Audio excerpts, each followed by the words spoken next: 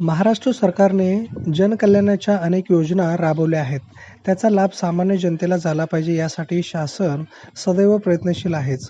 अशाच प्रयत्नातून नगर जिल्ह्यातील रुग्णांना नवजीवन मिळाले आहे. या रुग्णाच्या हार्ट ट्रान्सप्लांटनंतर त्याच्या कुटुंबियांनी व्यक्त केलेल्या भावना शब्दात व्यक्त करण्यापलीकडच्या होत्या. राज्याचे उपमुख्यमंत्री देवेंद्र फडणवीस यांच्या संकल्पनेतून राज्य सरकारने एक महत्त्वाचा वैद्यकीय उपक्रम सुरू केला. या उपक्रमात गरीब रुग्णांना राज्यातील खाजगी तसेच धर्मादाय रुग्णालयात 10% आरक्षित खाटा उपलब्ध होणार आहेत. यासाठी तातडीने मंत्रालयातील मुख्य इमारतीच्या 5व्या मजल्यावर विशेष वैद्यकीय मदत कक्ष सुरू केल्याचे विजय निवृत्ती धुमाळ या रुग्णाला नवजीवन मिळाले आहे. अहमदनगर जिल्ह्यातील विजय धुमाळ याला हृदयाचा त्रास असल्याचे स्थानिक रुग्णालयात निदान झाले होते.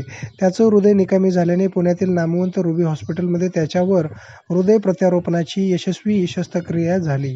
रुग्णाच्या प्रकृतीत सुधारणा होऊ लागली. उरला होता तो प्रश्न लाखो रुपयांच्या बिलाचा.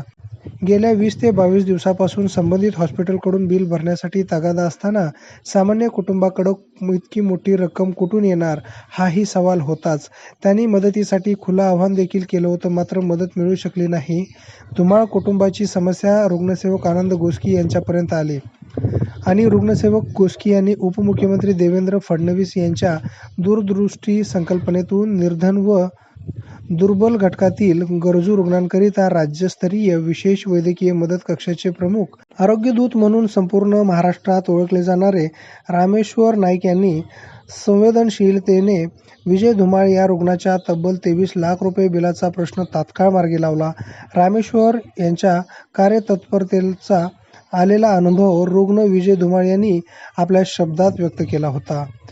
त्यांनी उपमुख्यमंत्री देवेंद्र फडणवीस, राज्यस्तरीय वैद्यकीय कक्षाचे प्रमुख रामेश्वर नाईक आणि रुग्णसेवक आनंद गोस्की यांनी केलेल्या मदत आणि त्रिवेणी संगमावर धुमाळ कुटुंबियांनी आनंदाश्रूत आपले आभार व्यक्त केले.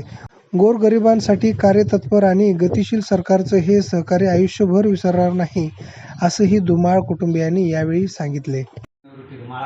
मी चांदा येथील रहिवासी आहे आणि मी पुन्हा येथे हॉस्पिटलमध्ये गेला असता मला हृदयाचा त्रास सांगितला.